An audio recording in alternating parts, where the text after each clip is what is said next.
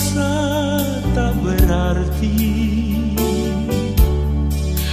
jalan dengan tanpa harapan, lalu tangan yang berlubang paku menjamah jadi hidup baru, dan kayu yang kasar mengubahkan jalan hidup yang penuh kegagalan. Ku puji Dia selama-lamanya, sebab salib mengubah hidupku, dan ku yakin darah Yesus yang suci sudah mengalir di Kalvari. Bila zaman berlalu, dunia mendebu, ku tetap pegang salib itu.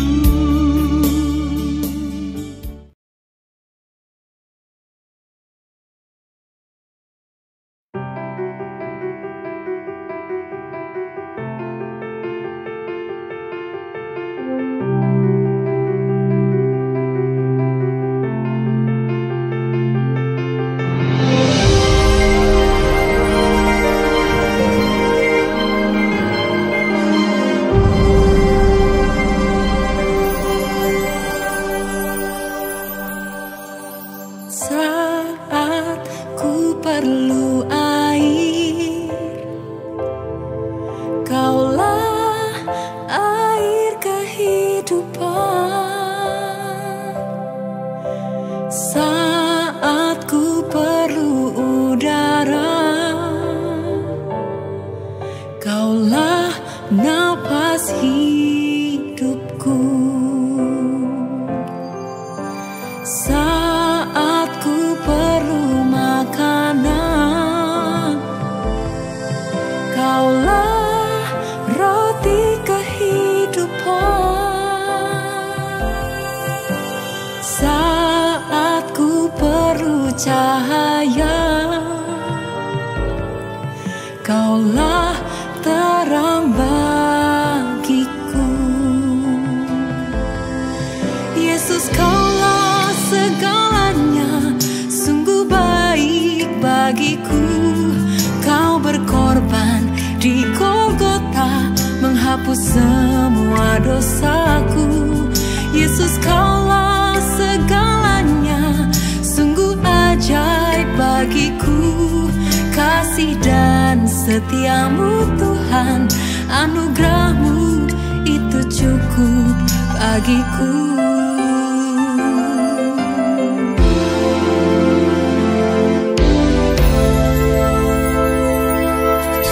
Saat ku perlu makanan,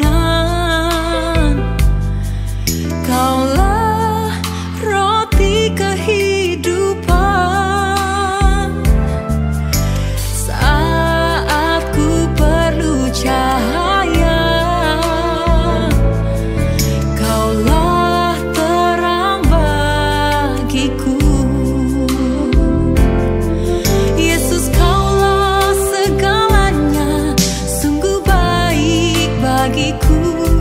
Kau berkorban di Golgota, menghapus semua dosaku.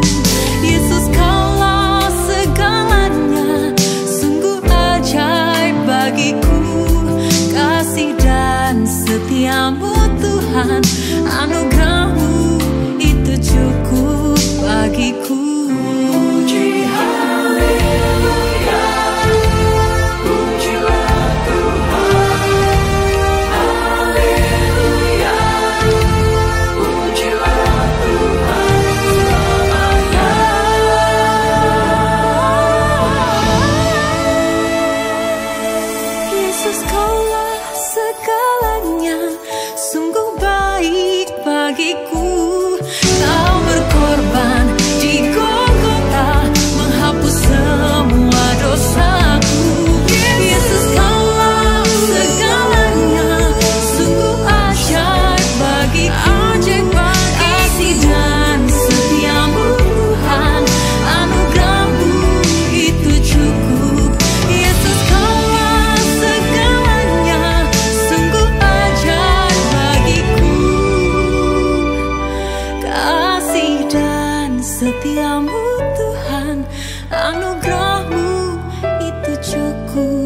bagiku. Kasih dan setiamu Tuhan, anugerahmu itu cukup bagiku.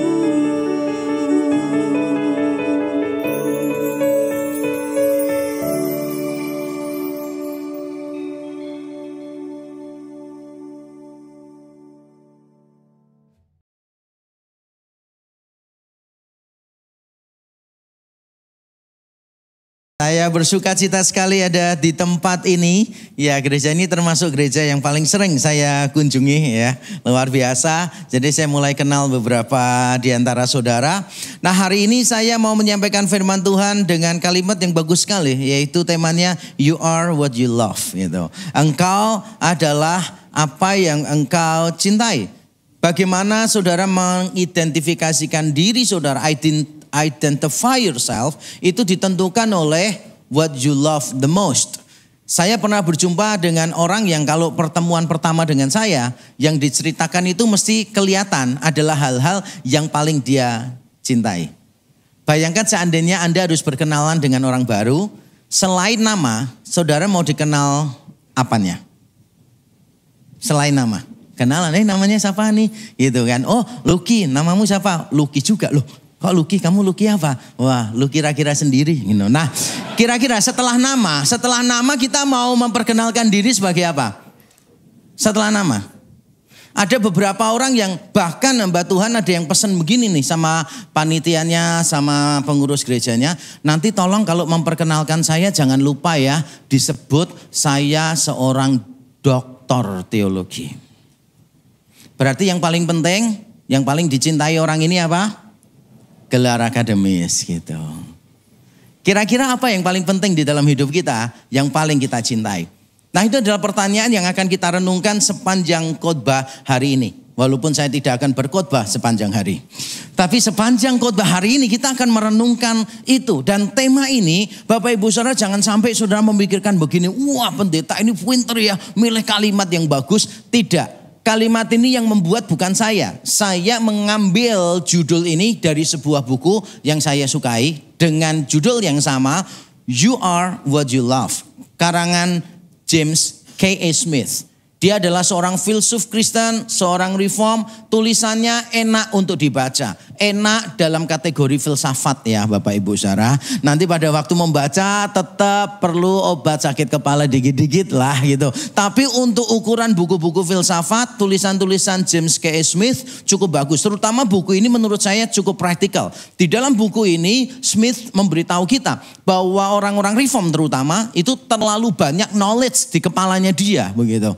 Tapi sangat sedikit mengecek hati kita. Kita ini diajar untuk belajar, bukan diajar untuk mencinta. Orang-orang reform itu kesehatan emosionalnya itu parah banget begitu. Karena kita ini cuma kesehatan secara intelektual. Emosi kita itu cuma kita pakai untuk marah. Itu aja. Bukan untuk yang lain gitu kan ya. Untuk melihat orang lain sesat gitu kan ya. Wah, kalau ada orang sesat jalan 2 kilo aja kita udah bisa langsung merasakan gitu. Semakin dekat berhadapan gitu kan ya. Orangnya nyapa kita, halo. Kita langsung dalam nama Yesus keluar ya. Karena kita udah tahu dari halonya saja banyak kesesatan di situ kan. Kita ini terlalu banyak mengumpulkan ide-ide di kepala kita sampai kita lupa menumbuhkan hati kita, kalibrasi hati kita kepada Kristus. Nah, buku ini mengingatkan kita untuk mengecek hati kita tanpa meninggalkan akal budi kita. Dan itulah yang akan kita pelajari di dalam khotbah hari ini. Nah, saya ingin memulai khotbah hari ini dengan sebuah kutipan yang bagus sekali. Karena saya sendiri yang buat. Kutipannya adalah begini. Pergumulan eksistensial. Wah, keren kan kalimatnya. Pergumulan eksistensial tidak mungkin dipenuhi dengan hal-hal material. Sebaliknya, yang material hanyalah alat untuk memberi makan berhala lain yang lebih ultimat. Sekali lagi, pergumulan eksistensial tidak mungkin dipenuhi dengan hal-hal material. Sebaliknya, hal yang material hanyalah alat untuk memberi makan berhala lain yang lebih ultimat. Apa maksudnya pergumulan eksistensial? Pergumulan eksistensial itu adalah pergumulan yang sangat dalam di dalam diri kita. Dan saya tahu setiap manusia pasti punya pergumulan eksistensial yang sama. Siapa di sini yang tidak butuh penerimaan? Siapa di sini yang tidak butuh pengakuan? Siapa di sini yang tidak peduli dengan sense of significance? Hidupku nggak penting, ya nggak apa-apa, itu doesn't matter. Kita semua pasti ingin merasa penting, signifikan. Siapa di sini yang tidak ingin merasa dimiliki dan memiliki? Semua ini saudara, the sense of belongingness, the sense of significance, security, recognition, acceptance. Ini semua adalah pergumulan-pergumulan eksistensial kita. Yang seringkali kita tidak memperhatikan itu karena kita lebih fokus pada hal-hal yang material. Mengejar yang material, padahal sebetulnya yang material itu hanyalah hamba, alat untuk memberi makan pencarian yang lebih ultimat ini. Kalau masih bingung, saya kasih contoh. Dan contoh ini juga bagus, saudara tahu kenapa? Karena saya sendiri yang membuat. Saya biasanya memberikan contoh begini. Bayangkan saudara itu diberi dua opsi. Saudara diberi tas yang harganya 1,5 juta, 1,500 juta. Memang benar ya, ada tas yang harganya 500 juta. Bayangkan saudara diberi pilihan, dapat tas 5 juta atau 500 juta. Bayangkan aja udah cukup seneng kok saudara. Kalau saya lebih lah dari sekedar membayangkan. Pendeta, saya pernah bawa tas yang harganya ratusan juta. Bawa bukan punya. Karena dititipi orang saudara. Dan saya setelah nyerahkan ke orangnya baru dikasih tahu itu harganya ratusan juta. Untung saya tidak tahu kalau ratusan juta. Maka saya bisa tidur dengan nyenyak di pesawat saudara. Bayangkan seandainya saya tahu dari awal harganya ratusan juta. Itu kalau saya tidur gantian mata kanan sama mata kiri saudara kalau mau tidur gitu kan. Tegap terus gini, pegang terus gini ya kan ya. Tiap kali orang mau lewat saya kasih 5.000 pergi. Lewat pergi. Ini ratusan juta soalnya gitu kan. Nah bayangkan saudara itu diberi dua pilihan. Satu tas harga 5 juta, 1,500 juta. Tapi ada syaratnya. Yang 5 juta ini terserah saudara. Mau dipakai apa terserah, it's all up to you. Tapi yang 500 juta ada 3 syarat. 1 tidak boleh dijual, 2 tidak boleh dipakai pada saat ada orang lain, 3 tidak boleh ada orang lain yang tahu. Loh, sudah nangkep semua ya sekarang ya. Percuma saya tanya milih yang mana kan.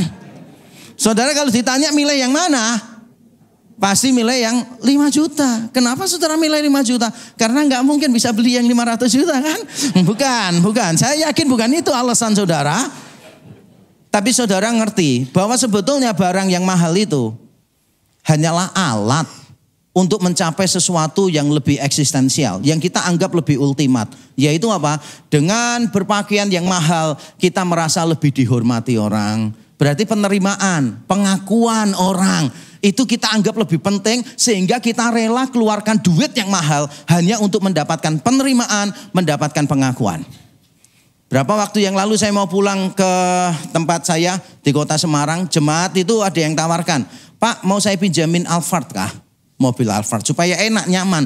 Wah jangan, nanti kalau saya dipinjamin Alphard, rencana saya liburan bisa berubah. Saya bisa datangi mantan-mantan saya gitu. Berhenti di depan rumah mereka. Begitu dia keluar saya buka jendela dan saya ngomong nyesel toh. Terus saya pergi ke rumah mantan yang lain kan. Buka nyesel toh gitu semua. Sadar gak sih bahwa sebetulnya orang rela bayar harga yang mahal luar biasa hanya untuk sesuatu yang dia anggap lebih ultimat. Bayangkan sekarang saudara punya uang yang tidak terbatas. Bayangkan ya, sekali lagi bayangkan aja udah cukup senang. Bayangkan saudara punya uang yang tidak terbatas. Kira-kira saudara akan menghabiskan itu untuk beli apa? Dan mengapa? Beli itu. Wah suami-suami di sini konsentrasi hari Bapak, saya mau coba tebak ya. Wah kalau bapak-bapak ini sayang sama istri, saya sudah ngerti nih. Apa yang akan diberikan? Akan memberikan liburan untuk istri 10 tahun berturut-turut sendirian. Di pulau yang paling eksotik ya kan. Bapak-bapak mesti gitu ya, tapi sendirian ya. Itu pengusiran tapi berkelas ya. Kita kira-kira kalau punya duit banyak harus menghabiskan uang ini. Kita mau pakai untuk apa sih? Pertanyaan penting. Apapun yang kita keluarkan dengan jumlah yang begitu besar, itu akan menunjukkan what we love. Sebab kalau kita tidak menyukai itu, tidak mungkin kita akan membeli itu. Setuju? Saya penyuka buku. Di rumah saya ada perpustakaan. Beberapa buku saya walaupun cuma tipis begini, harga sampai $250 pernah saya beli. Buku $250 saya buka gini sakit hati. Tipis begini. Tapi susah didapat itu. Itu tampaknya yang paling mahal dalam satu buku. Tapi saya punya beberapa volumes. 10 volumes. Masing-masing volume begini. Saudara punya aja kelihatan pinter. Bawa sudah diminta ngajar. Belum baca ini, cuma bawa aja udah diminta ngajar gitu kan. Begitu saudara ngajar baru dilempari sepatu. Nah, ya karena nggak pernah baca buku dari mana bisa ngajar. Beberapa orang tuh bingung gitu. Ngapain keluarin duit sebanyak itu gitu kan ya untuk buku. Saya jawab, karena bagi saya buku itu berharga. Maka uangnya menjadi kurang berharga. Kita akan rela mengeluarkan uang yang banyak untuk sesuatu yang kita anggap paling berharga di dalam hidup kita.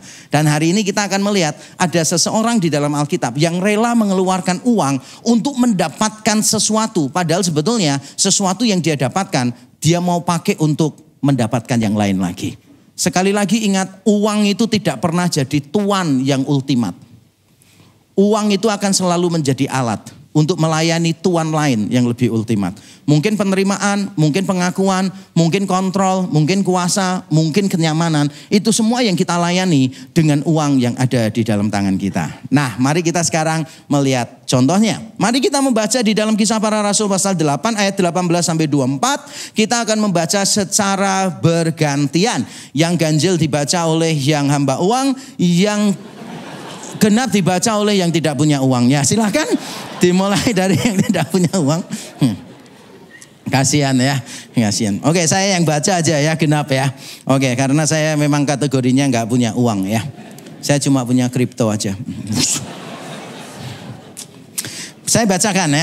Kisah Rasul 8, 18-24 ya. Gantian kita baca. Ketika Simon melihat bahwa pemberian Roh Kudus terjadi oleh karena rasul-rasul itu menumpangkan tangannya, ia menawarkan uang kepada mereka.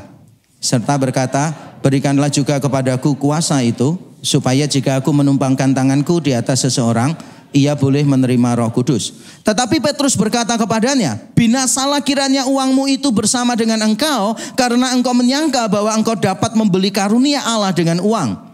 Tidak ada bagian atau hakmu dalam perkara ini, sebab hatimu tidak lurus di hadapan Allah. Jadi bertobatlah dari kejahatanmu ini dan berdoalah kepada Tuhan, supaya ia mengampuni niat hatimu ini. Sebab kulihat bahwa hatimu telah seperti empedu yang pahit dan terjerat dalam kejahatan. Jawab Simon, hendaklah kamu berdoa untuk aku kepada Tuhan, supaya kepadaku jangan kiranya terjadi segala apa yang telah kamu katakan itu. Amin, amin.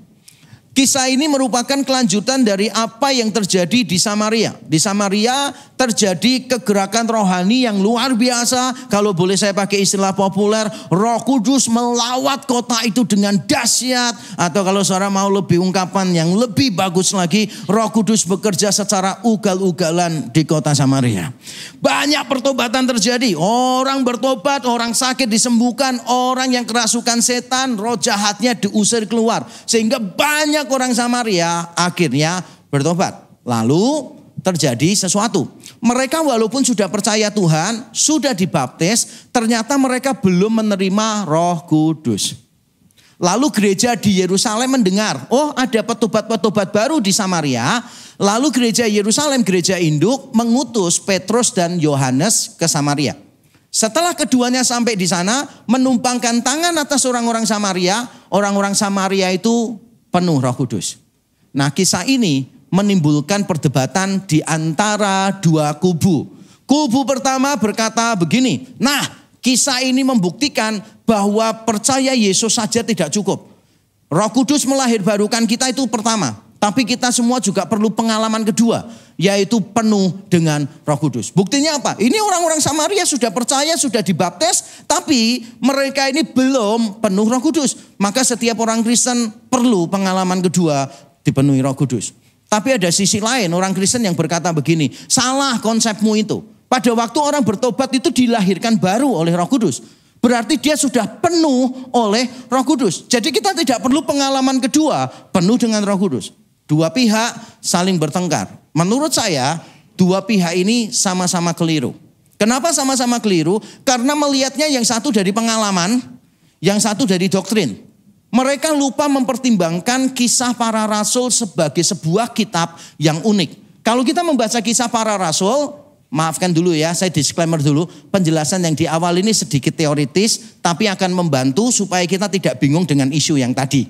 Nah, kalau kita membaca Kisah Para Rasul, kita akan tahu Bapak Ibu Saudara bahwa ayat utamanya itu ada di pasal 1 ayat 8. Kamu akan menerima kuasa kalau Roh Kudus turun ke atas kamu, dan kamu akan menjadi saksiku dari Yerusalem, Yudea, Samaria sampai ujung bumi. Yerusalem itu penting di dalam kitab Kisah Para Rasul. Bahkan di dalam kitabnya Lukas, Yerusalem penting. Nanti pulang rumah atau selesai ibadah dicek ya. Injil Lukas dimulai dengan Yerusalem, yaitu Sakaria mempersembahkan korban di Bait Allah. Injil Lukas diakhiri dengan Yerusalem, yaitu orang-orang yang percaya kepada Kristus setelah melihat Yesus naik ke surga, mereka balik ke Bait Allah setiap hari memuji Allah di sana. Bait Allah ada di Yerusalem. Dan Kisah Para Rasul dimulai dengan Yerusalem. Murid-murid di Yerusalem menerima janji mereka penuh Roh Kudus pada hari Pentakosta. Nah, apa hubungannya dengan peristiwa orang-orang di Samaria ini? Nah, peristiwanya itu bisa diterangkan begini. Setiap kali ada pergerakan Injil ke tempat lain, selalu baliknya itu ke Yerusalem. Tidak percaya? Saya akan kasih tahu. Mengapa orang-orang itu bisa pergi ke Samaria? Karena orang-orang di Yerusalem dianiaya.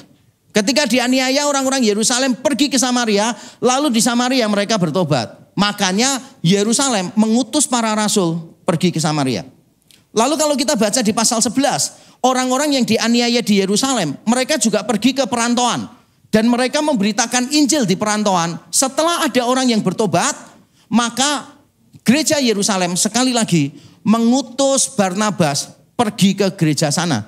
Seolah-olah apapun yang dibuka harus ada kaitan dengan Yerusalem. Dan menariknya, Paulus itu terakhir memberitakan Injil di Kisah Para Rasul, itu di kota Roma.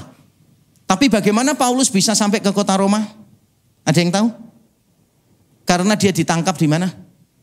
Di Yerusalem.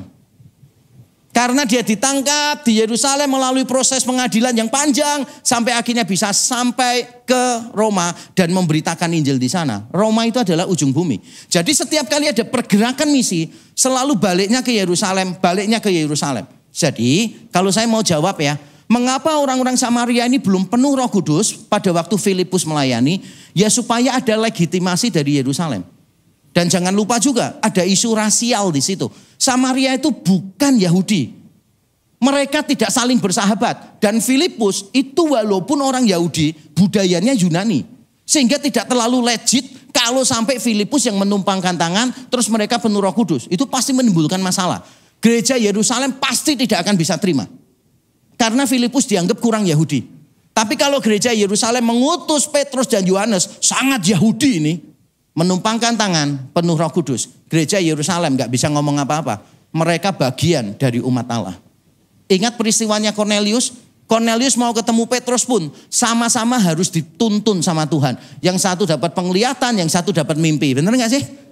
Kalau tanpa itu gak mungkin bisa ketemu. Nah, pada waktu Petrus ke rumah Cornelius, perhatikan ya. Petrus tidak berani numpangkan tangan atas Cornelius. Karena dia tahu itu sensitif banget.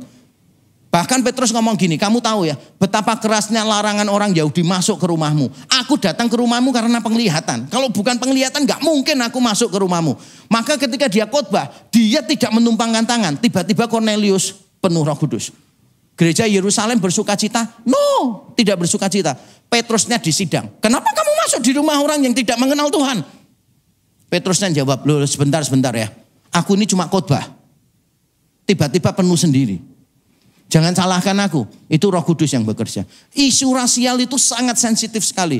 Sehingga saya yakin di dalam kedaulatan Tuhan, Tuhan itu sudah ngatur. Orang-orang Samaria belum penuh Roh Kudus sebelum rasul-rasul dari Yerusalem datang. Supaya mereka mudah diterima oleh gereja Yerusalem. Paham ya maksudnya pemahaman ini? Ini yang paling teoritis di dalam khotbah saya. Setelah ini saya akan melucu terus gak ada isinya. Paham ya? Oke, setelah saudara paham bagian yang tadi, sekarang kita akan melihat ceritanya tadi. Nah, setelah para rasul itu menumpangkan tangan atas orang-orang Samaria, Simon melihat. Wah, Simon melihat mereka penuh Roh Kudus. Berarti penuh Roh Kudusnya ada tanda enggak? Ada dong, melihat kok. Ada beberapa orang reform terutama ngomong gini, wah itu enggak ada tandanya sebetulnya. Cuma Simon melihat, loh enggak ada tanda maksud bisa dilihat. Ya mesti ada tanda lah, mungkin bahasa roh, mungkin. Kita enggak pernah tahu. Pokoknya ada tandanya, makanya Simonnya melihat. Lalu setelah melihat, Simon itu menawarkan uang. Kalau dalam bahasa Indonesia menawarkan. Tapi kalau dalam bahasa Yunani bukan menawarkan, mempersembahkan. Kalau menawarkan itu baru tanya. Kalau ini enggak, mempersembahkan uang. Sambil berkata, berikanlah juga kepadaku kuasa itu. Supaya jika aku menumpangkan tanganku di atas seseorang, ia boleh menerima Roh Kudus. Ia boleh menerima Roh Kudus. Wah, bayangkan ya. Permintaannya Simon ini. Tujuannya baik enggak? Menumpangkan tangan atas orang itu penuh Roh Kudus. Baik enggak? Baik. Dan untuk mencapai itu, Simon rela keluar duit. Kasih persembahan. Ini duitnya. Baik enggak berkorban dalam pelayanan? Baik loh, harus jujur ya. Melayani orang baik. Baik. Berkorban dalam pelayanan baik. Baik. Kita bingung. Kalau gitu inti khotbahnya apa? Masa inti khotbahnya mari kita sama-sama meniru Simon? Enggak kan? Kita tahu ada yang salah nih. Ada yang salah, makanya Simon ditegur oleh Petrus. Nah yang salah itu apa? Nanti saya akan terangkan. Tapi sekarang ini saya mau menunjukkan bahwa di dalam sesuatu yang baik, kadangkala manusia lama kita itu masih belum benar-benar hilang. Kita itu menutupi manusia lama kita dengan sesuatu yang baru. Padahal sebetulnya semuanya lama. Coba ya kita lihat. Saya bacakan di Kisah Rasul pasal 8 juga ayat 9. Seorang yang bernama Simon telah sejak dahulu melakukan sihir di kota itu dan menakjubkan rakyat Samaria. Serta berlaga seolah-olah ia seorang yang sangat penting. Semua orang besar kecil mengikuti dia dan berkata, orang ini adalah kuasa Allah yang terkenal sebagai kuasa besar. Dan mereka mengikutinya karena sudah lama ia menakjubkan mereka oleh perbuatan sihirnya. Ayat 13 lompat. Simon sendiri juga menjadi percaya dan sesudah dibaptis ia senantiasa bersama-sama dengan Filipus dan takjub ketika ia melihat tanda-tanda dan mujizat-mujizat besar yang terjadi. Kata yang sering muncul di dalam bagian ini apa? Kalau mendengar kata Simon, kata yang langsung terasosiasi dengan Simon adalah takjub, takjub, takjub. Kemudian apa lagi? Kuasa, kuasa, tanda yang hebat, mujizat. Dari dulu Simon itu lekat sekali dengan kuasa, lekat sekali dengan hal-hal yang spektakuler. Manusia lamanya dia belum sepenuhnya beres. Ketika dia melihat para rasul menumpangkan tangan, lalu orang-orang yang ditumpangi tangan penuh dengan Roh Kudus, wow. Dia langsung, wah ini kuasa ajaib ini. Wah ini supranatural nih. Lalu dia tawarkan, nih tak kasih persembahan duit ya. Tapi beri aku kuasa itu. Jadi yang paling penting bagi Simon apa? Kuasa. Simon berubah? Tidak. Simon tidak pernah berubah. Dari dulu namanya Simon, dia akan identify himself itu dengan kuasa, dengan hal-hal yang menakjubkan, dengan hal-hal yang kelihatannya spektakuler. Itu Simon. Setelah dia mengikuti kekristenan, ya tetap aja manusia lamanya tidak hilang. Bukankah ada banyak orang Kristen yang seperti itu? Kelihatannya Kristen, kelihatannya beribadah, tapi manusia lamanya ngikut terus. Bahkan ini yang lebih buruk ya sebetulnya. Kita itu memanfaatkan kekristenan untuk menumbuhkan manusia lama kita. Atau dalam kalimat yang lebih bagus, kalimatnya begini nih. Tanpa transformasi radikal itu radix, akar bahasa Latinnya. Tanpa transformasi radikal sampai ke akar, gereja hanya akan melahirkan orang-orang Kristen yang tambal sulam dan sekadar ingin memperalat Tuhan. Saya baca lagi karena kalimat ini penting sekali. Tanpa transformasi radikal sampai ke akar, gereja hanya akan melahirkan orang-orang Kristen yang tambal sulam dan sekadar ingin memperalat Tuhan. Maksudnya apa nih tambal sulam memperalat Tuhan? Saya kasih contoh aja supaya jelas ya. Bayangkan ada orang yang berhalanya itu pengakuan. Lalu dia berusaha sekaya mungkin untuk membuktikan bahwa dia itu berhasil. Atau berhalanya dia penerimaan dan dia itu ingin bisa diterima di komunitas yang high end gitu loh saudara. Kan nggak lucu kalau saudara kumpul gitu kan ya. Apalagi mamut-mamut, macan-macan gitu kan. Mama muda, mama cantik gitu kan ya. Wah, kumpul sama sesamanya ngafe gitu kan. Padahal pesennya cuma teh yang bisa isi ulang berkali-kali. Nah, tapi ngafenya di situ lama kan. Nggak lucu kan ya. Kalau teman-teman kita itu kan wah, tasnya semuanya itu LV gitu kan ya. Wah, kita GC. Gibeon Church.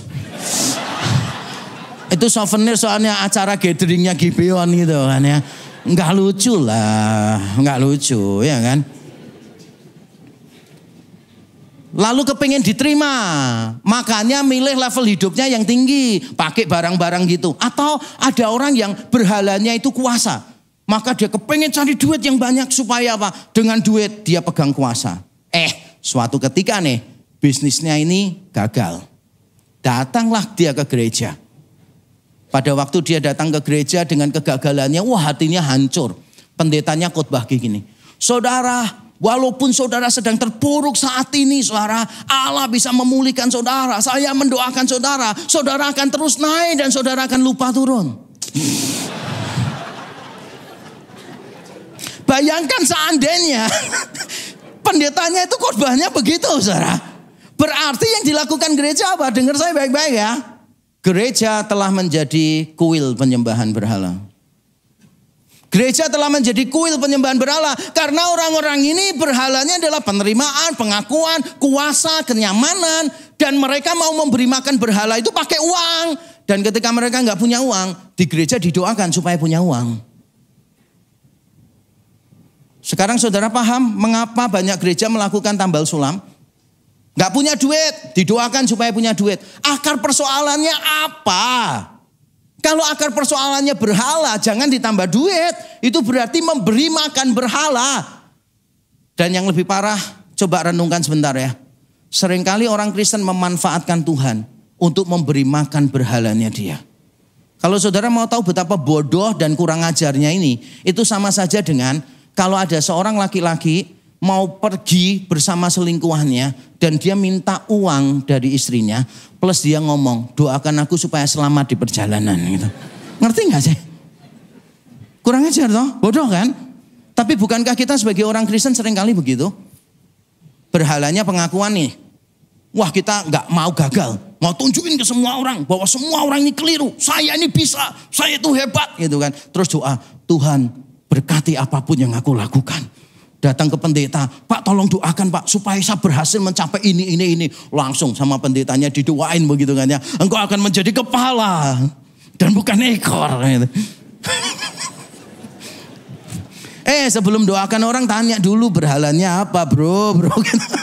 Pokoknya main doa aja gitu kan. Apalagi kalau di dalam gereja-gereja tertentu kalau sudah doa, pakai intonasi tertentu, pakai digoyang-goyang dikit gitu kan ya. Wah itu kayak surga turun gitu kan ya. Surga turun gitu kan ya. Tapi Tuhannya muntah-muntah tuh di luaran situ. Dan itulah kita. Saya dulu masih ingat pada waktu saya muda, saudara. Saya itu sering ikut retreat nasional gitu. Saya dari Semarang ikut retreat nasionalnya di Surabaya gitu. Karena saya berasal dari satu gereja yang pusatnya di Surabaya begitu. Lalu pada waktu retreat itu 5 hari banyak berdoanya. Percayalah, berdoa terus. Dan ada kebiasaan di gereja kami kalau sudah dirasa penuh Roh Kudus itu diberi tali putih. Yang tahu tradisi ini berarti kita satu gereja. Karena saya belum lihat gereja yang lain punya tradisi ini ya. Jadi setelah dirasa penuh Roh Kudus oleh hamba Tuhan itu ditali gitu. Nah saya itu sering usil saudara. Jadi saya sering usil. Saya ini kan kalau doa gampang tidur gitu. Terus saya ini bosenan juga orangnya. Terus saya bangun gitu kan. Saya lihat teman saya sudah diikat tapi dia ketiduran. Terus saya lepas talinya. Terus teman saya yang tidur gitu orang-orang saya ikat gitu. Terus waktu di kamar bingung mereka diskusi. Roh Kudus itu kalau penuh bisa bocor enggak ya? Kenapa kamu tanya gitu? Tadi aku sudah penuh diikat.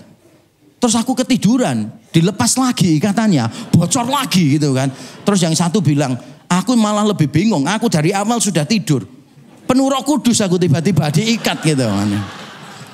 Terus ada teman saya itu tidur gitu, saya datangi dari belakang gitu kan. Saya datangi dari belakang, saya topang tangannya gitu. Dan saya goyang-goyang gini. Saya ngomong, haleluya, haleluya. Itu teman saya yang dari tidur bisa langsung, haleluya, haleluya. Terus saya gini, haleluya, haleluya. Wah tambah semakin keras gitu. Setelah itu saya pukul kepalanya. Usil ya saya ya. Itulah sebabnya mengapa saya jadi pendeta. Supaya saya bisa paham banyak jemaat yang usil. Sehingga saya tidak tertipu oleh keusilan jemaat-jemaat saya. Simon itu kelihatannya sudah bertobat. Tapi tidak. Dia hanya memenuhi manusia lamanya dia. Dan sekarang saya akan menerangkan dengan lebih spesifik. Sebetulnya apa sih persoalan Simon? Kesalahan Simon apa? Kesalahan Simon adalah persoalan kita semua. Yang pertama saudara, tidak memahami kasih karunia Allah. Di ayat 20 dikatakan demikian. Tetapi Petrus berkata kepadanya, binasalah kiranya uangmu itu bersama dengan engkau karena engkau menyangka, berarti pikiran kita, konsep kita, bahwa engkau dapat membeli karunia Allah dengan uang. Kesalahan Petrus yang pertama itu adalah salah konsep. Makanya teologi itu penting. Teologi itu bukan cuma informasi. Teologi itu menjadi perspektif. Yang paling penting itu bukan berapa banyak informasi baru yang saudara pelajari, tapi bagaimana saudara memiliki paradigma konseptual yang solid, yang berpusat pada Injil. Kalau saudara punya paradigma yang baik, saudara itu bisa memandang segala sesuatu secara rohani. Jadi Injil itu bukan cuma apa yang kita lihat. Injil itu adalah bagaimana kita melihat segala sesuatu di dalam hidup kita. Kalau sekali konsepnya salah, paradigma konseptualnya salah, semuanya salah. Buktinya Simon ini. Simon merasa bahwa kasih karunia Tuhan itu bisa dibayar. Mungkin saudara berkata, nah itu kan kesalahan mendasar sih Pak. Kalau saya enggak lah. Masa kita sampai salah model begitu, keterlaluan lah Simon itu. Tapi jujur ya, jujur. Kadangkala kita melakukan kesalahan yang sama dengan Simon. Misalnya ini, ada orang yang berkata begini, hamba Tuhan loh, ngomong gini kepada seorang jemaat yang bisnisnya lagi bermasalah. Hamba Tuhan yang ngomong gini, jangan khawatir, gak mungkin kamu bangkrut lah. Kenapa gak mungkin kamu bangkrut? Kamu loh melayani Tuhan. Gak mungkin kamu bangkrut, kamu loh sering nyumbang untuk pekerjaan Tuhan. Gak mungkin Tuhan biarkan kamu bangkrut.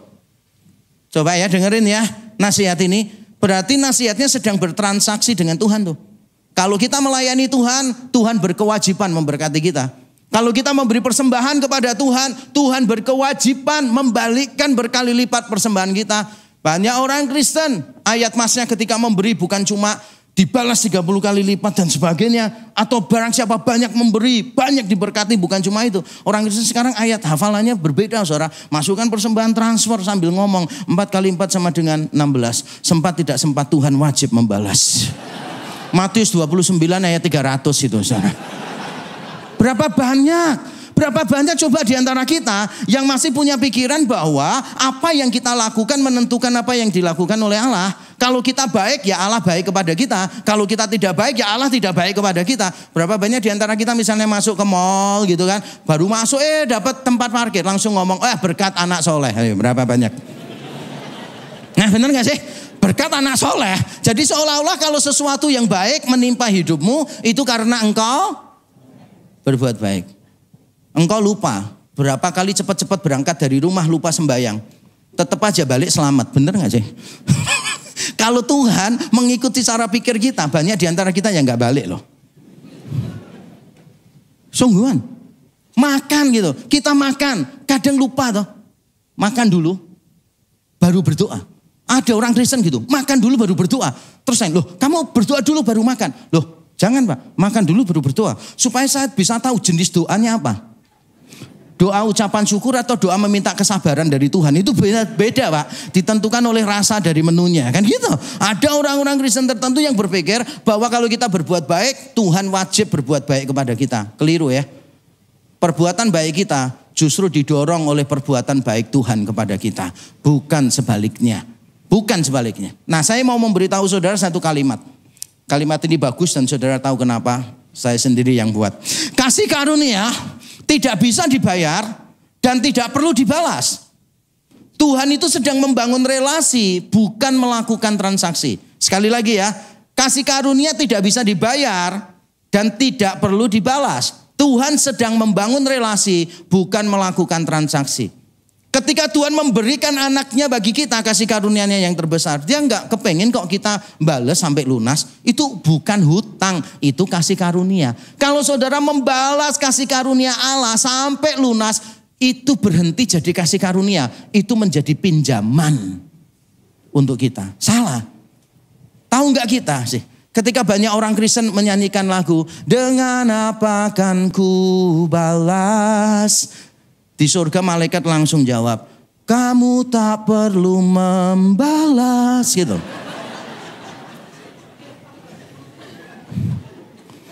Tuhan itu bukan orang yang suka balas-balasan. Tuhan gak pernah memerintahkan kita, balas. Tuhan bukan tukang parkir. Tuhan memberikannya tulus kok, karena Dia mengasihi kita, setuju?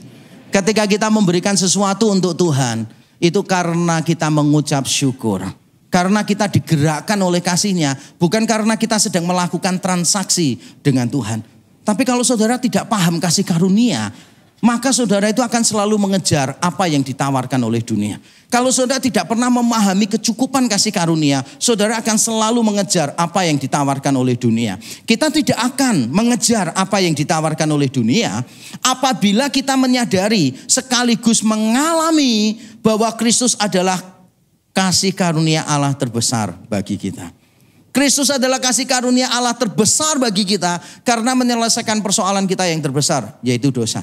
Karena mengalahkan ketakutan kita yang terbesar, yaitu kematian. Jadi kasih karunia Allah yang terbesar, pemberian Allah yang terbesar itu adalah anaknya sendiri. Kristus diberikan kepada kita. Tapi kita seringkali merasa bahwa pemberian ini tidak pernah cukup bagi kita. Sehingga kita doanya begini, Tuhan kalau Engkau benar-benar mengasihi aku, berkati bisnisku. Tuhan kalau Engkau benar-benar mengasihi aku, sembuhkan aku dari penyakitku. Tuhan mengapa Engkau enggak mengasihi aku? Mengapa anakku lomba gagal terus? Pernah enggak kita berdoa begitu? Saya coba membayangkan aja ya, seandainya saya jadi Kristus dan ada orang yang berdoa, Bapa kalau Engkau mengasihi aku, buktikan ya Tuhan. Sembuhkan penyakitku. Kalau saya jadi Kristus ya, saya datangi yang berdoa lengkap dengan salib yang saya bawa. Saya di depan matanya dia, saya ngomong gini, masih kurang tak? Ayo bener gak? Pemberian Allah yang terbesar itu anaknya bagi kita. Ini adalah kasih karunia, the greatest grace yang Tuhan berikan kepada kita. Nah kalau saudara tidak pernah merasa cukup dengan ini, dengarkan saya baik-baik ya. Kalau saudara tidak pernah cukup dengan ini, saudara tidak akan pernah cukup dengan apapun juga. Dan ketika saudara merasa tidak cukup dengan apapun juga, saudara craving for more, mencari yang lebih. Semakin kekosongan, kekecewaanmu akan semakin besar. Kalau Kristus tidak pernah memuaskan jiwamu, maka tidak akan ada satupun yang lain yang bisa memuaskannya. Kenapa? Karena saya percaya, kekosongan jiwa yang hanya bisa diisi oleh pencipta, tidak mungkin bisa dipenuhkan oleh ciptaan. Tidak mungkin. Makanya saya memberitahu ya, orang tua yang berhalanya rasa aman, jangan menjadikan anak-anakmu sebagai jaminan. Karena tidak fair untuk anak-anakmu. Kenapa? Rasa aman sejati cuma Tuhan yang bisa sediakan, bukan anak-anak kita. Anak-anak juga begitu. Jangan sampai kita memenuhi berhala kita melalui orang tua kita. Ada, kebanyakan tuh orang tua memanfaatkan anak. Misalnya orang tua berhalanya pengakuan, tapi dari dulu gagal untuk berhasil. Lalu pakai anaknya, dipaksa anaknya untuk berhasil. Supaya apa? Supaya ada yang dibanggakan kalau ketemu sama banyak orang. Ngomongnya gini, mama papa bodoh gak apa-apa. Sambil nangis, yang penting kamu jangan dihina orang ya nak ya. Kelihatannya sayang ya. Tapi sebetulnya kita sedang memperalat anak kita untuk memenuhi berhala pengakuan yang ada di dalam diri kita. No, never do that. Tugas orang tua mengasihi anak, bukan memanipulasi anak. Ada beberapa anak itu secara akademis kurang pintar memang. Tapi orang tuanya mungkin pintar secara akademis. Orang tuanya nuntut anaknya seperti dia. Atau mungkin orang tuanya gak pintar, anaknya juga gak pintar. Tapi orang tuanya pernah sakit gara-gara diomongin bodoh terus.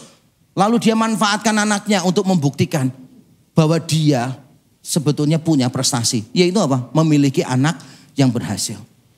Berapa banyak orang tua yang memanfaatkan anaknya? Jangan. Itu tidak adil. That's not fair. Karena kekosongan jiwa yang hanya bisa diisi oleh pencipta tidak mungkin bisa dipuaskan oleh ciptaan. Kesalahan Simon yang kedua apa sih? Kesalahan Simon yang kedua adalah tidak menganalisa kondisi hati. Saya bacakan ya ayat 21 sampai 23. Tidak ada bagian atau hakmu dalam perkara ini sebab hatimu tidak lurus di hadapan Allah. Jadi bertobatlah dari kejahatanmu ini, berdoa kepada Tuhan supaya Ia mengampuni niat hatimu. Ada hati lagi di situ. Sebab kulihat bahwa hatimu telah seperti empedu yang pahit dan terjerat dalam kejahatan. Salah konsep cuma dibahas 1 ayat. Salah hati dibahasnya 3 ayat. Dan ditekankan lagi. Niat hatimu tidak lurus. Hatimu itu pahit seperti empedu. Saya ketika membaca saya bertanya-tanya. Ini hatinya Simon atau masa lalu saya? Kok pahit ini? Hatinya yang disorot. Simon itu tidak sadar dengan hatinya dia. Hatinya dia dari dulu itu menginginkan kuasa. Kelihatan hebat di mata orang. Orang-orang mengikuti dia. Dia menikmati itu pengakuan, kuasa. Itu yang dicari oleh Simon. Pada waktu rame-rame nih di Samaria ada kegerakan rohani. Simon berpikir, wah ini cara baru nih untuk memenuhi kebutuhan yang lama. Daripada semedi, daripada pelihara benda-benda pusaka mungkin. Lebih baik ikut Tuhan saja. Bukankah banyak orang Kristen yang menganggap ke gereja itu sama persis dengan ke Gunung Kawi. Ke gereja hanya untuk tambah kaya. Karena mereka mikir, mungkin ke gereja lebih dekat lokasinya. Bisa ngasih, bisa nggak ngasih, apalagi kalau transfer. Kalau ke tempat lain harus kasih, pergi harus jauh, ada syaratnya macam-macam. Ke gereja lebih gampang untuk jadi kaya. Banyak orang Kristen konsepnya seperti itu, tapi memanfaatkan hal-hal yang rohani hanya untuk memuaskan hawa nafsu yang duniawi. Atau dalam kalimat saya begini, kelicikan hati paling terlihat pada saat kita memperalat sesuatu yang baik untuk maksud yang jahat. Kita menutupi hawa nafsu duniawi dengan slogan dan aktivitas yang rohani. Saya baca sekali lagi. Kelicikan hati paling terlihat pada saat kita memperalat sesuatu yang baik untuk maksud yang jahat. Kita menutupi hawa nafsu duniawi dengan slogan dan aktivitas yang rohani. Saya kasih contoh lah misalnya. Ada seorang ibu itu yang tiap hari ke gereja pelayanan terus. Sampai bingung saya. Kok gak sungkan sama pendetanya? Pendetanya aja Senin libur ya kan. Ini kenapa gak ada liburnya orang ini gitu kan. Ternyata setelah bincang-bincang jawabannya gini. Sebab di gereja saya merasakan damai Pak. Kalau di rumah mesti bertengkar sama suami. Capek saya Pak. Lebih baik di gereja bisa nangis-nangis. Di rumah nangis dimarahin sama suami. Suami juga gitu, rajin ke gereja, jadi ketua komisi apa. Wah Bapak kok rajin pelayanan. Iya enak, kalau di gereja ini saya ngomong A semua nurut. Di rumah saya ngomong A, istri saya B sampai Z. Dan saya yang harus nurut dia. Ada berapa banyak di antara kita yang menggunakan pelayanan untuk memuaskan hawa nafsu kita. Pelayanan bukan memberi diri, tapi aktualisasi diri. Pelayanan saudara jadikan sarana untuk mengaktualisasikan diri dan bukan untuk memberi diri bagi orang lain. Ada berapa banyak di antara kita yang memakai slogan-slogan rohani hanya untuk memuaskan keinginan kita yang duniawi. Saya kasih contoh diri saya sendiri. Kalau jemaat saya sudah tahu karena saya sering kali cerita. Berhala saya adalah pengakuan. Dulu saya miskin sering dihina, wong kere, anak bajingan, saya dari keluarga broken home, saya pokoknya dihina orang, diomongin gak mungkin bisa selesai SMP lah, apalah segala macam begitu. Saya ingin membungkam semua mulut orang-orang kayak begini. Makanya di dalam hidup saya coret gagal, menyerah, kalah, takut, saya coret semua. Karena saya mau membuktikan diri bahwa saya tidak selemah yang diomong orang itu. Saya bisa lebih baik dari orang-orang ini. Ada berhala pengakuan yang saya tidak sadari. Ketika saya pelayanan awal-awal, saya tidak menyadari berhala itu. Maka orang melihat saya mungkin akan kagum dengan saya. Saya jadi hamba Tuhan yang berdedikasi. Berkorban dalam pelayanan dalam tanda kutip itu sudah biasa bagi saya. Saya tidak mendapat apa-apa dalam pelayanan malah keluar untuk pelayanan. Itu sudah biasa bagi saya. Tapi saudara jangan berpikir saya mengasihi Tuhan. No. Saya melakukan semuanya karena saya tidak mau gagal. Saya harus berhasil dalam pelayanan. Dan saya tahu untuk berhasil harus kerja keras, harus berkorban, harus ini itu. Harus mau susah di dalam pelayanan supaya berhasil. Banyak orang mungkin dulu berpikir, wah ini hamba Tuhan ini enak nih. Beli satu dapat semua gitu kan. Kurang apa, nyetir ya bisa, main musik ya bisa, bersihkan ngepel saya cukup bagus itu. Walaupun gak rajin, tapi saya kalau sekali ngepel cepat kering gitu. Jadi saya menganggap diri saya itu cukup ahli dalam mengepel, saudara. Saudara mau apa? Betulkan pintu rusak gitu kan ya. Betulkan toilet yang gak bisa di flush gitu. Saya lakukan semua. Mungkin orang berkata, wow rendah hati ya, semua dilakukan. No. Semua saya lakukan untuk memastikan bahwa saya berhasil. Semua yang saya lakukan untuk memberi makan berhala pengakuan di dalam diri saya. Tapi saya selalu menutupinya dengan slogan yang rohani. Untuk Tuhan itu jangan setengah-setengah. Untuk Tuhan itu harus berkorban mati-matian. Bener gak sih? Tapi gak ada Injilnya di situ. Baru sekarang saya berubah banyak. 10 tahun terakhir menjadi proses pergumulan yang tidak mudah untuk saya. Saya sekarang berani berkata, kita harus berani melayani mati-matian untuk Tuhan yang sudah mati beneran bagi kita. Selalu mengaitkannya dengan Injil. Saya bekerja keras karena kasih karunia Allah yang bekerja di dalam hidup saya. Saya memberi diri kepada orang lain karena saya tahu Kristus lebih dulu memberi dirinya kepada saya. Keberhasilan, kegagalan tidak lagi menjadi perhitungan bagi saya. Saya menjadi orang yang mudah menerima kegagalan. Saya menjadi orang yang mudah tidak sombong ketika mencapai keberhasilan. Tapi itu proses yang panjang bersama dengan Injil. Tapi yang saya mau sampaikan ini intinya cuma satu sebetulnya. Kita kadang-kala memakai slogan aktivitas rohani untuk menutupi hawa nafsu kita yang duniawi. Dan kita perlu bertobat. Dan kalau saudara mau tahu bertobat itu apa? Ini dia konsepnya. Di ayat 22 dikatakan, jadi bertobatlah dari kejahatanmu ini. Dan berdoalah kepada Tuhan supaya ia mengampuni niat hatimu ini. Ada pengampunan, pertobatan dan persandaran. Doa kepada Tuhan. Kalau saya boleh katakan begini. Pengampunan tidak terpisahkan dari pertobatan. Demikian pula pertobatan tidak terpisahkan dari persandaran pada kasih karunia Tuhan. 3 hal ini harus ada. Persandaran pada kasih karunia Tuhan, pengampunan, dan kita juga pengampunan, pertobatan, persandaran pada kasih karunia Tuhan. Saya akan memperjelas dengan satu kalimat ya. Pengampunan yang dipisahkan dari pertobatan akan melahirkan anugerah yang murahan. Ini istilah saya pinjam dari Dietrich Bonhoeffer, cheap grace. Kalau saudara cuma bicara pengampunan dipisahkan dari pertobatan, anugerahnya murahan. Sebaliknya pertobatan tanpa persandaran pada kasih karunia hanya akan memuaskan ego manusia. Di mana-mana saya mengajarkan upaya untuk menjadi serupa dengan Kristus tanpa mengandalkan kekuatan Kristus adalah perlawanan terhadap Kristus. Saya ulang sekali lagi. Upaya untuk menjadi serupa dengan Kristus tanpa mengandalkan kekuatan Kristus adalah perlawanan terhadap Kristus. Satu sisi kita diampuni benar karena korban Kristus sempurna di atas kayu salib bagi kita. Dia sempurna. Maka dosa kita apapun Tuhan akan ampuni bagi kita. Hutang dosa kita lunas dibayar. Dosa masa lalu, masa kini, masa yang akan datang. Semua lunas dibayar oleh Tuhan. Tapi jangan sampai kita berpikir pengampunan itu diberikan tanpa pertobatan. Dan jangan sampai kita berpikir yang penting kita bertobat, berusaha sendiri menjadi orang lebih baik tanpa bersandar pada kasih karunia Kristus. 3 hal ini tidak mungkin kita bisa pisahkan dari hidup kita. Saya sungguh rindu saudara menyadari betapa bahayanya kondisi kita masing-masing, saya dan saudara. Kadang hal yang baik pun bisa menjadi hal yang dipakai untuk melawan Allah yang baik. Karena hati kita. Dan saya akan tutup dengan satu kalimat ini.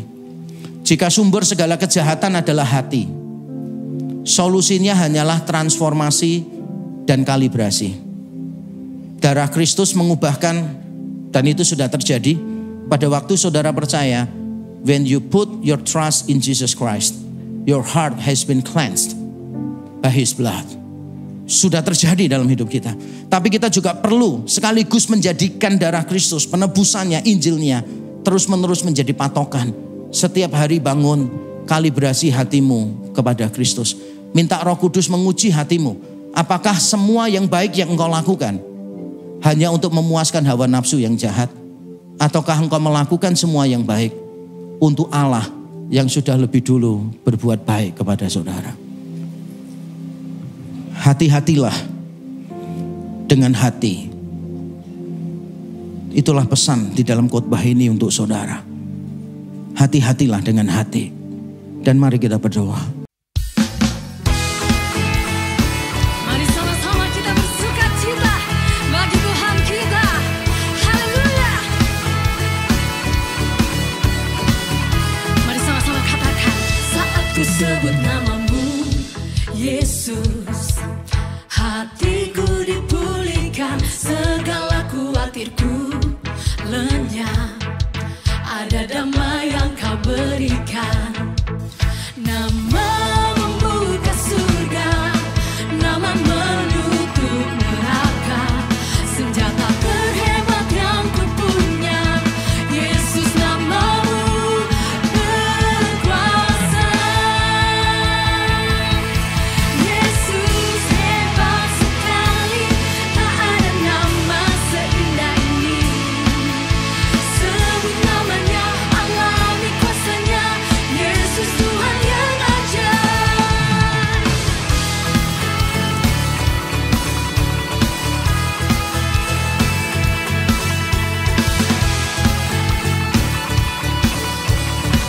Sekali lagi sama-sama surkan, saat ku sebut namamu Yesus, hatiku dipulihkan, segala khawatirku lenyap. Ada damai yang kau berikan. Nama membuka surga, nama menutup neraka. Senjata terhebat yang ku punya, Yesus namamu berkuasa. Yesus hebat sekali, tak ada nama seindah ini. Sebut namanya, alami kuasanya, Yesus Tuhan yang ajaib.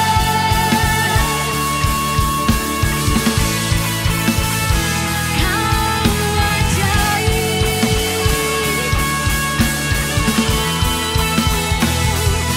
Tak tergantikan, tak terkalahkan, nama Yesus di atas segalanya. Tak tergantikan, tak terkalahkan, nama Yesus